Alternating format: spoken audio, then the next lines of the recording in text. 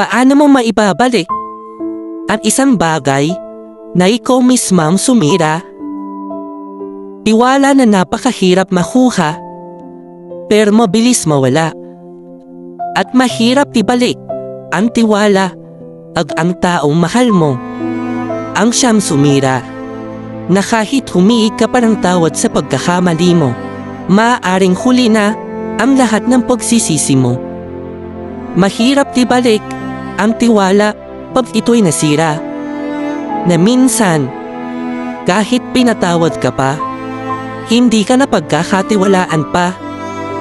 At kahit bigyan ka pa ng isa pang pagkakataon, hindi mo rin maiaalis na isumbat niya ang lahat ng mga pagkakamali mo.